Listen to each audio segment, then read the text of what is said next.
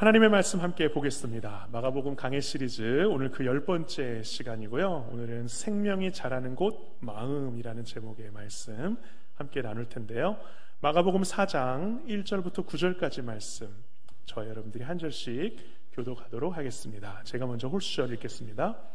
예수께서 다시 바닷가에서 가르치시니 큰 무리가 모여들거늘 예수께서 바다에 떠있는 배에 올라 앉으시고 온 무리는 바닷가 육지에 있더라. 비유로 가르치시니 그 가르치시는 중에 그들에게 이르시되 들으라. 씨를 뿌리는 자가 뿌리러 나가서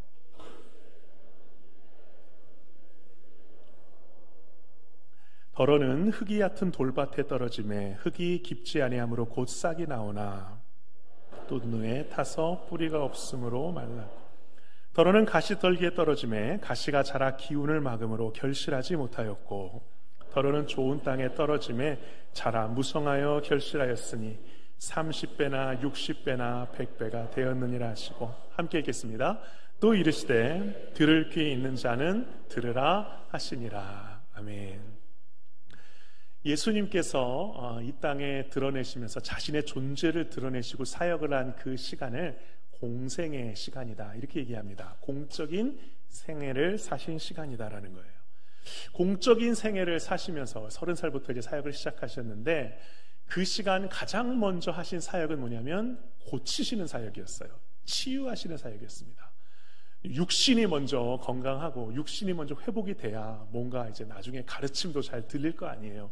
몸이 아픈데 뭐 다른 게 뭐가 필요 있겠어요. 그래서 예수님이 이 세상에 자기 자신을 드러내신 이후로부터 만나는 사람마다 수도 없는 사람들을 고쳐주시고 치유하셨습니다. 그리고 나서 이제 예수님께서 말씀을 전하기 시작하시는데 그 수많은 말씀 중에 가장 먼저 하신 말씀이 바로 오늘 말씀이에요. 물론 다른 복음서 말씀마다 처음에 있는 말씀들이 조금씩 다르긴 한데 마가가 볼 때에 예수님께서 처음으로 가르치신 말씀은 바로 오늘 말씀 씨 뿌리는 자의 비유였습니다. 왜 그 많은 말씀 중에서 예수님은 이 씨 뿌리는 자의 비유를 가장 먼저 말씀하셨는가? 수많은 가르침 가운데 왜 이 말씀을 특별히 가장 먼저 말씀하셨을까? 이것이 우리가 한번 생각해 보면서 들어야 될 하나의 질문입니다. 예수님이 수많은 가르침을 우리에게 주실 때 자주 사용하신 그 말에 특별한 화법이 있어요. 그게 뭐냐면 비유라는 것입니다. 비유. 비유는 어떨 때 쓰냐면 어떤 어려운 개념이나 어려운 내용을 설명할 때 이걸 직접적으로 전문적인 용어를 쓰면 잘 이해가 안 되니까 상대방이 잘 알만한 그러한 내용을 곁들여서 그 이야기, 비슷한 이야기를 곁들여서 그 이야기에 견주어서 이해하게끔 돕는 게 바로 비유잖아요. 그래서 그 비유는 주로 상대방에게 친숙한 그러한 소재로 그걸 설명을 이렇게 하는 것입니다. 교회에서 참 중요한 것 중에 하나가 음향이에요. 음향. 그래서 이 음향이 이제 보이는 것은 사실은 크게 차이가 없는데 어느 정도 선 이상은 사실은 우리가 구별을 할 수가 없습니다. 근데 들리는 것은 예민하면 예민할수록 더 선명하게 들리기도 하고 또 그래요. 그래서 이 음향의 시설이 사실 교회마다 되게 관건입니다. 근데 이제 교회 목회자마다 그래서 음향에 대해서 어떤 결정을 해야 되는데 음향에 대해서 전문적인 지식이 없잖아요. 그래서 제가 아는 어떤 목사님은 이렇게 이제 음향 전문가한테 물어보신대요. 지금 우리 교회 음향 수준이 어느 정도 됩니까? 차로 설명해 주십시오. 차로. 그러면 이제 딱 얘기 듣고 지금 이 차 우리 교회는 이 준준형 차 정도 이제 직접적인 모델명을 거론하면서 이 정도 됩니다. 그러면 저한테 제안해 주시는 이 제안서는 어느 정도 급입니까? 그러면 이건 뭐 제네시스급 정도 됩니다. 아니면 뭐 그 이상 외제차급 됩니다. 그 정도를 보고 그래야 우리의 어떤 수준과 이런 것들을 전문적인 용어를 들으면 잘 모르잖아요. 그래서 그렇게 비유를 통해서 우리가 이해를 돕죠. 오늘 예수님은 어떤 비유를 드시냐면 밭에 대한 비유를 듭니다. 밭에 뿌려진 씨라는 비유를 통해서 우리에게 어떤 메시지를 전해주시는 거예요. 그래서 여러분들한테 밭에 씨 잘 뿌리십시오. 이게 메시지가 아니라 이 이야기를 통해서 우리에게 주시고자 하시는 메시지가 있다라는 거예요. 근데 이 이야기를 보면서 저도 좀 의아한 게 있었어요. 뭐냐면 아니, 밭에 씨를 뿌리면 여러분 어디다 뿌려야 되죠? 땅에 뿌려야 되죠. 자기 땅에 뿌려야 돼요? 남의 땅에 뿌려야 돼요? 자기 땅에 뿌려야 되죠. 자기 땅에 뿌려야 돼요? 아니면 옆에 나무 아무런 상관없는 그냥 길바닥에 뿌려도 돼요? 자기 땅에만 뿌려야 되죠. 근데 왜 오늘 나오는 씨 뿌리는 사람은 자기 땅, 좋은 땅에 안 뿌리고 엄한 데다 뿌릴까? 이게 궁금한 점이었어요. 근데 얼마 지나지 않아서 수긍이 되는 게, 이런 가정이라면 가능할 것 같아요. 뭐냐면 이 씨가, 그 사람이 가지고 있는 씨가 떨어지질 않는다면, 무한대라면, 그러면 엄한 데다 뿌려도 상관은 없겠구나, 그런 생각도 들었어요. 오늘 예수님께서 이 씨에 대한 비유를 하시는데, 오늘 딱 비유만 딱 하고 딱 마치시거든요. 마가복음 4장 4절부터 8절까지 다시 한번 읽어볼게요. 같이 읽겠습니다. 뿌릴새 덜어는 길가에 떨어짐에 새들이 와서 먹어버렸고, 덜어는 흙이 얕은 돌밭에 떨어짐에 흙이 깊지 아니하므로 곧 싹이 나오나 해가 돋은 후에 타서 뿌리가 없으므로 말랐고, 덜어는 가시떨기에 떨어짐에 가시가 자라 기운을 막음으로 결실하지 못하였고, 덜어는 좋은 땅에 떨어짐에 자라 무성하여 결실하였으니 30배나 60배나 100배가 되었느니라 하시고, 이렇게 말씀하신 다음에 9절에 뭐라고 하시냐면, 들을 귀 있는 자는 들어라 하고 딱 맞추셔요. 들을 귀 있는 자는 들어라, 알아서 들어라 라는 거예요.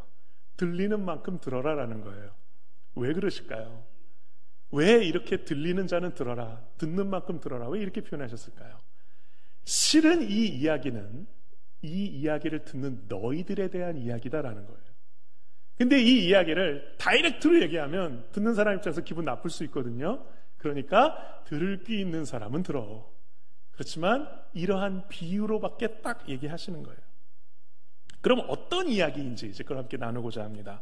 먼저 오늘 말씀에서 씨를 뿌린다고 했는데, 이 씨는 무엇인가? 마가복음 4장 14절 말씀 같이 읽겠습니다. 시작. 뿌리는 자는 말씀을 뿌리는 것이라. 네, 뭘 뿌린다고요? 말씀. 씨를 뿌리는 자는 말씀을 뿌리는 거잖아요, 그죠? 그럼 말씀을 뭐에 비유했어요? 씨에 비유했어요. 그러니까 사람이 이렇게 씨를 뿌리는데 이 씨가 말씀이라는 거예요. 근데 여러분, 아마 제가 이런 질문 드리면 좀 당황하실 것 같은데, 말씀이 뭔가요? 네, 말씀이 뭐죠? 제가 왜 이런 질문을 드리냐면, 제가 이런 질문을 받아봤어요. 교회를 10년 가까이 다닌 한 청년이었는데, 신앙생활을 그 교회에서 청년이 되었을 때 처음 시작한 친구예요. 그래서 10년 동안 교회를 매주는 아니지만 그래도 꾸준히 다녔어요. 성경 공부도 뭐 이렇게 저렇게 했지만 그렇게 막 열심히 성경 공부를 많이 하지는 못한 친구인데, 그 친구가 저한테 질문하는 거예요. 목사님, 도대체 말씀이라는 게 뭐예요? 제가 교회 처음 갔는데 말씀하는데 도대체 그 말씀이 뭔지 모르겠어요. 어떤 사람은 이 성경책이 말씀이라고도 하고요, 어떤 사람은 주일날 앞에 서시는 설교하는 목사님의 말씀이 말씀이라고 하고요, 어떤 사람은 그냥 목사님, 전도사님이 하는 말도 말씀이라고 하고요, 어떤 사람은 기도 중에 하나님의 말씀을 듣는다고 하고요, 뭐 이것저것도 다 말씀이라고 하는데 말씀이 뭔가요? 오늘 마가복음 4장 14절 말씀 다시 한번 볼까요? 같이 읽겠습니다. 뿌리는 자는 말씀을 뿌리는 것이라. 씨를 뿌리는 사람은 말씀을 뿌린다. 그러니까 이 말씀을 지금 주님이 씨라고 표현하세요. 근데 여러분, 밭에다가 씨를 뿌리잖아요. 그럼 이 씨 안에 뭐가 있죠? 네, 목사님, 씨가 씨지 뭘 씨 안에 또 뭐가 있다고 그러나요? 그래요, 답이 나온 것 같아요. 제가 드리고 싶은 말씀이 그거예요. 바로 생명이 있습니다. 씨에는 뭐가 있다고요? 생명이 있어요. 생명이 있기 때문에 그 씨가 땅에 심겨졌을 때 그것이 땅에서 뿌리 내리고 자랄 수 있는 것이죠. 근데 반대로 그 씨에 생명이 없으면 어떻게 돼요? 그냥 그 땅 속에서 썩고 없어지겠죠? 심겨도 의미가 없고 소용이 없죠. 그러니까 말씀이라고 하는 것은 뭐냐면 생명에 대한 이야기예요. 말씀은 생명이 담겨있는 이야기입니다. 동의가 되시나요? 생명이 담겨있는 이야기를 말씀이라고 할 수 있고, 그 말씀을 씨에 비유하고 있는 거예요. 그래서 하나님의 말씀인 이 성경책이 생명을 담은 이야기인 줄로 믿습니다. 또 이 성경을 묵상하고 해석해서 설교를 통해 선포되는 이 설교도 생명이 담겨 있는 줄로 믿습니다. 꼭 제가 전해서 그것이 그러고 하는 게 아니라 다른 목사님들, 다른 믿음의 사람들의 그 설교에 선포되는 메시지에도 생명이 담겨 있기 때문에 그것이 말씀이다라는 거예요. 또 기도와 묵상을 통해 듣게 되는 하나님의 음성, 이 모든 것이 말씀이고 이 말씀에 생명이 담겨 있는 줄로 믿습니다. 그래서 그 생명이 우리 안에 전달되는 것, 이것이 바로 씨를 뿌린다라는 거예요. 근데 오늘 예수님은 이 씨가 꼭 좋은 땅에만 뿌려지는 게 아니래요. 길가에도 뿌려지고, 그리고 돌짝밭 같은 땅에도 뿌려지고, 가시덤불 같은 곳에도 뿌려진대요. 그러면 이 길가, 돌짝밭, 가시덤불, 그리고 좋은 땅, 이것이 비유하는 것은 무엇일까? 이것이 가리키는 것은 무엇일까? 바로 그 생명의 말씀이 들려지는 곳이 어디예요? 뿌리 내리는 곳, 우리의 마음이다라는 거예요. 그래서 우리의 마음은 하나님의 말씀을 담는 땅이에요. 밭이에요. 눈에 보이는 땅만 땅이 아니라 여러분들 마음에는 다 여러분들만의 땅이 있어요. 밭이 있어요. 그리고 그 밭에 대해서, 그 땅에 대해서 오늘 예수님은 이야기를 하시는 거예요.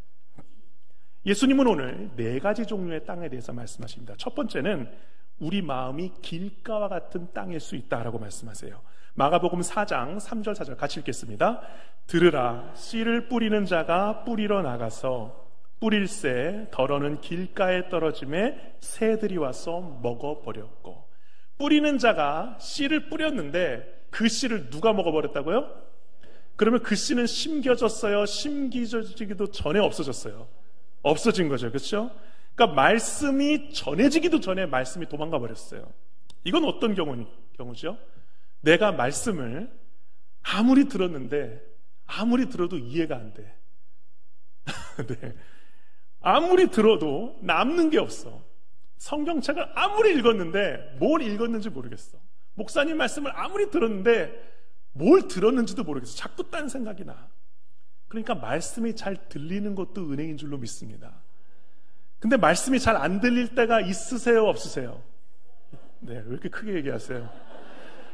말씀이 잘 안 들릴 때가 있어요. 저도 마찬가지예요. 걱정, 근심, 염려가 많을 때 그 생각에 가득 차서 말씀이 안 들려요. 또 어제 너무 피로했어. 너무 과로했어. 너무 늦게 잤어. 그래서 오자마자 그냥 바로 눈이 그냥 감길 경우. 저도 마찬가지예요. 저도 다른 목사님의 말씀이 들릴 때도 있고 잘 안 들릴 때도 있어요. 근데 나 피곤하지도 않고 내 머리가 복잡하지도 않은데 왜 저 목사님의 말씀이 잘 안 들릴까? 근데 가만히 묵상해 보니까 내 안에 한 어두운 한 것이 보이더라고요. 죄가. 이게 뭐냐면 교만이에요. 교만. 아유, 나 그 말씀 100번도 더 들었어. 아유, 그 말씀 저 사람이 꼭 들어야 되는데, 누가 들어야 되는데, 이건 내가 들을 게 아니라 그 사람이 들어야 되는데, 이렇게 반응해요. 아유, 그 말씀 알긴 알지만 그거 어떻게 실천해? 그 현실하고는 너무 동떨어져 있어. 나는 그만큼 절박하진 않아. 그 정도까지는 할 수 없어. 다 거부하는 거예요. 다 거절하는 거예요. 깊은 곳에 뭐가 있기 때문에? 교만이 있기 때문에. 그래서 이 교만은 말씀을 듣게 하는데 방해하는 가장 중요한, 가장 핵심적인 우리의 죄의 연약한 모습이에요. 우리가 뭔가를 진짜 배우고자 하는 열정이 있으면요, 누가 그냥 지나가는 말만 해도 귀 기울여 듣습니다. 근데 내가 배울 마음이 전혀 없어요. 그러면 아무리 명강사가 뭘 유려하게 설명을 해도 듣지를 않아요. 귀 등으로도 안 듣느라고 하죠. 예수님은 그 말씀을 안 들리게 하는 데 있어서 어떤 세력이 있다고 하시는데 뭐라고 얘기하시냐면 마가복음 4장 15절 말씀 같이 읽겠습니다. 시작. 말씀이 길가에 뿌려졌다는 것은 이들을 가리킴이니 곧 말씀을 들었을 때에 사탄이 즉시 와서 그들에게 뿌려진 말씀을 빼앗는 것이요. 우리가 말씀을 듣는 것을 방해하는 세력이 있는데 그 세력이 누구다? 사탄이다라고 얘기해요. 머리를 복잡하게 만들어요. 마음을 분주하게 만들어요. 몸을 피곤하게 만들어버려요. 그리고 내 마음에 비판적이고 냉소적인 마음으로 가득하게 해서 그 말씀을 내 마음에 심기우지도 못한 채 바로 채가게끔 그렇게 우리를 방해한다라는 거예요. 그래서 내 마음의 태도와 자세와 마음가짐이 올바르지 않으면 우리 안에 이 씨앗이, 생명의 씨앗이 자라질 않는 거예요. 이것이 바로 길가에 뿌려진 바로 밭과 같은 마음이다라는 거예요. 두 번째 씨는 어디에 떨어졌는가? 마가복음 4장 5절 6절 같이 읽겠습니다. 더러는 흙이 얕은 돌밭에 떨어짐에 흙이 깊지 아니하므로 곧 싹이 나오나 해가 돋은 후에 타서 뿌리가 없으므로 말랐고. 두 번째는 흙이 얕은 그러한 돌밭에 심겨졌대요. 그래서 뭔가 뿌리를 살짝 내리긴 내렸는데 흙이 얕아서 깊게 내리지 못하고 금방 메말라 죽어버린 거예요. 이것은 어떤 상황이냐? 이런 거죠. 내가 말씀을 은혜로 받았어요. 근데 내 삶이 한 주일 동안 너무 바빠, 너무 분주해, 너무 다양한 것들이 내 삶에 복잡다단하게 들어와. 그래서 들었던 말씀, 마음에 심겼던 말씀이 온데간데 없고 싹 잊어버리고 완전히 새롭게 돼가지고 주일날 오게 되는 거예요. 네. 그런 분들을 뭐라고 하는 게 아니라 네. 좀 오히려 감사할 때도 있어요. 똑같은 말씀 들어도 되니까. 그런데 우리 가운데 뭔가 하나님의 말씀을 내가 끝까지 붙들지 못하게 방해하는 세력들이 너무 많아요. 요즘 특별히. 뭐냐면 이런 거죠. 내 삶에 이런저런 흥미있는 것들이 막 에워싸거나 바쁘고 분주해하는 것들이 너무 많아지면 이 내 말씀이 우선순위에서 밀리는 거예요. 싹 잊혀지는 거예요. 오늘은 마음에 안 들면, 오늘날은 마음에 안 들면 곧바로 다른 것으로 바꾸고 교체하고 전환하는 게 너무 쉬운 시대가 됐어요. 대체할 것이 너무 많거든요. TV 채널도 수백 개입니다. 조금 보다가 마음에 안 들면 싹 바꿔요. 5초, 10초 만에 채널을 돌리면서 TV를 시청해요. 유튜브도 영상에만 보면 수백억 개의 영상들이 있습니다. 게다가 요즘에는요, 이 유튜브 영상이 3분, 5분도 길다고 해서 10초, 15초짜리 영상을 올려요. 그럼 그걸 막 보다 보면 어느샌가 1시간이 지나고 2시간이 지나요. 그런 경험 없으신가요? 웃긴 건 뭐냐면 다 보고 난 다음에 내가 뭘 봤나 하면 뭘 봤는지를 몰라요. 이런 거에 우리가 익숙하니까. 근데 영상이 15초짜리로 제한된 영상이 있거든요. 전문적인 영상이. 그걸 뭐라고 해요? 광고라고 해요. 광고. 광고는 15초를 넘지 않아요. 그러면 이 광고가 하는 게 뭐죠? 사람의 마음을 매혹시키는 거예요. 사람의 마음을 잡아 끄는 거예요. 그 15초 동안 이 사람의 마음을 잡아 끌어야 되거든요. 그러니까 요즘 영상들이 다 뭐예요? 우리의 마음을 빼앗기 위해서 혈안이 되어 있는 영상들이라는 거예요. 결국은 이런 거에 익숙하다 보면 성경 말씀도, 주님의 말씀도 그냥 지나가는 말씀 중에 하나로 여겨지는 거예요. 그러니까 깊이 있게 뿌리박지 못하는 거죠. 내가 이 뿌리가 내리는 데는 시간이라는 게 걸리는데, 이 말씀이 생명이 자라기까지는 시간이라는 게 걸리는데 15초를 견디지 못하는 우리의 마음으로 이 세대가 점점점 몰아져 가고 있어요. 그래서 하나님의 말씀이 우리 삶 가운데 열매로 맺혀지기 전에 그것들이 다 사라지고 마는 거예요. 우리를 점점 더 충동적이게 만들고 우리를 점점 더 즉흥적이게 만드는 그러한 세대 가운데 우리가 있기 때문에 말씀 뿌리 내리기가 쉽지 않은 거예요. 이게 돌짝밭에 심겨진 씨에 대한 이야기예요. 세 번째는 가시덤불입니다. 마가복음 4장 7절 말씀 같이 읽어볼까요? 같이 읽겠습니다. 더러는 가시떨기에 떨어짐에 가시가 자라 기운을 막음으로 결실하지 못하였고. 이 가시떨기에 떨어진 씨앗은 어떤 마음밭을 이야기하느냐? 마가복음 4장 18절 19절 같이 읽어볼게요. 세 번역으로 같이 읽어볼게요. 시작. 가시덤불 속에 뿌려지는 것들이란 달리 이런 사람들을 가리키는데 그들은 말씀을 듣기는 하지만 세상의 염려와 재물의 유혹과 그 밖에 다른 일에 욕심이 들어와 말씀을 막아서 열매를 맺지 못한다. 분명 말씀을 통해서 은혜를 받았어요. 깨달음을 얻었어요. 이렇게 살고자 결단도 했어요. 근데 오늘 예배 끝나고 차 몰고 가는 길에 난폭 운전한 사람 만나가지고 소리를 버럭 지르면서 은혜를 다 쏟아냈어요. 이런 경우 있어요, 없어요? 충분히 있습니다.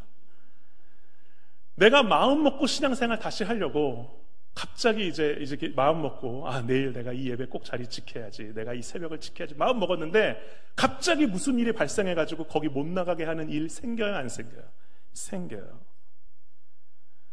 갑자기 내 주위 사람 가운데 어떤 어려운 일이 생겨가지고 그 사람 때문에 내가 지금의 믿음의 자리, 결단한 자리를 못 나가게 되는 경우가 생겨요. 그래서 우리가 믿음의 생활로 나아가게 하는데 방해하는 세력들이 있어요. 내 믿음이 회복되려고 하는 순간, 내 믿음이 깊어지려고 하는 순간 이런 상황들이 꼭 찾아와요. 저는 그래서 저도 시험이 왜 없겠습니까? 저도 믿음으로 담대하게 나아가려고 하는데 찬물 끼얹는 일이 왜 없겠어요? 근데 이제는 하도 찬물을 많이 끼얹어 봐가지고 이렇게 생각해요. 아, 내가 제대로 길을 가고 있구나. 내가 제대로 그 길을 가고 있으니까 사탄이 이걸 시기해서 나에게 이렇게 찬물을 끼얹는구나. 아, 지금 내 방향이 맞구나. 이렇게 생각을 해요. 우리가 믿음이 깊어지고 말씀을 통해 변화되려는 것을 지극히 싫어하고 질투하는 세력이 바로 마귀 사탄이라는 거예요. 성경에 보면 사탄 마귀는 하나님 앞에 우리를 참소한다고 되어 있어요. 하나님과 우리의 관계를 이간질시키는 거예요. 그래서 우리로 하여금 하나님을 오해하게 만들어요. 하나님은 사랑의 하나님이신데 왜 그 사랑의 하나님이 나에게 이런 일을 벌여주시게 만듭니까?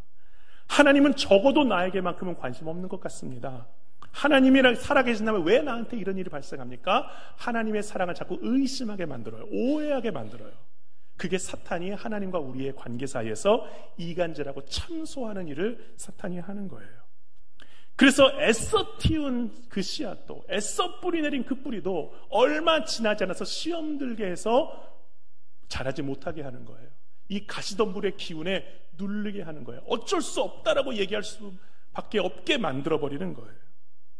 자, 그럼 세 가지 말씀드렸어요. 길가, 돌짝밭, 그리고 가시덤불. 여러분들은 이 세 가지 땅 중에 어떤 마음의 밭을 품고 계십니까? 근데요, 사실 생각해 보니까 그래요. 이 세 가지 다 해당돼요. 어느 거 하나만 내 마음에 있는 게 아니라 어떨 때는 길가와 같이 내가 말씀 듣기도 전에 말씀이 전혀 안 들리는 그런 내 마음, 그러한 상황. 또 내가 들었지만 금세 그것을 쏟아버리게 만드는 또 돌짝밭과 같은 마음. 또 그것을 들었지만 정말 마음의 결단으로 믿고자 했지만 시험 들게 만들어서 주저앉게 만드는 마음. 어떨 때는 길가와 같고 어떨 때는 내 마음 돌짝밭 같고 어떨 때는 내 마음 가시덤불과 같을 때가 있어요. 이 세 가지가 다 내 안에 있다라는 거예요. 그럼 마지막 질문이 남습니다. 우리가 품어야 될 마음은 어떤 땅이에요? 좋은 땅이죠. 기름진 땅이에요. 어떻게 해야 우리가 좋은 땅, 좋은 기름진 땅이 우리의 마음이 될 수 있을까? 호세아서 10장 12절 말씀입니다. 호세아서 10장 12절 같이 읽겠습니다. 너희가 자기를 위하여 공의를 심고 인애를 거두라. 너희 묵은 땅을 기경하라. 지금이 곧 여호와를 찾을 때니 마침내 여호와께서 오사 공의를 비처럼 너희에게 내리시리라. 아멘. 묵은 땅을 뭐 하라고요? 기경하라. 기경을 쉽게 얘기하면 갈아 엎어라라는 거예요. 우리의 마음을 갈아 엎어야 되는 거예요. 딱딱하게 굳어진 우리의 마음을 갈아 엎을 때 우리의 마음이 기름진 땅이 될 줄로 믿습니다. 목사님, 그럼 어떻게 갈아엎나요? 갈아엎는 두 가지 방법이 있어요. 첫 번째는 바로 이것입니다. 회개함으로써 여러분의 마음의 땅을 갈아엎으십시오라는 거예요. 회개함으로써 우리의 마음이 갈아엎어집니다. 근데 내가 갈아엎는 게 아니라 내가 회개하면 예수님이 내 마음을 갈아엎어주세요. 주님이 친히 농부셔서 우리의 마음을 갈아엎어주시는 거예요. 우리는 회개함으로써 주님의 기경을 받아들이는 거예요. 예수님은 회개하지 않는 사람들을 향해서 목이 곧은 백성들아 이렇게 얘기합니다. 목이 뻣뻣한 백성들아 이렇게 얘기해요. 잠을 잘못 자가지고 목이 이렇게 돼가지고 뻣뻣한 건가요? 그게 아니죠. 마음이 딱딱한 것, 마음이 완고한 것, 이것이 목이 뻣뻣하고 완고한 사람들이에요. 그럼 이 마음이 부드러워지려면 어떻게 해야 돼요? 주님 앞에 회개해야 되는 거예요. 근데 이런 분 있습니다. 목사님, 저는 회개할 게 없습니다. 아무리 찾아봐도 저는 회개할 것이 없어요. 그럼 그분은 뭘 회개해야 돼요? 회개할 게 없는 걸 회개해야 되는 거예요. 아셨죠? 누가 저는 진짜 죄에 앉았는데요, 죄에 앉았다고 생각하는 그 마음을 회개하십시오라고 얘기해야 되는 거예요. 왜냐? 우리는 보통 나쁜 짓을 저지른 것만이 나쁜 것이라고 생각해요. 죄라고. 강도, 살인, 도적질, 간음처럼 하지 말아야 할 것을 하는 걸 죄라고 생각해요. 근데 성경은 이것뿐만 아니라 해야 할 것을 하지 않는 것도 죄라고 얘기해요.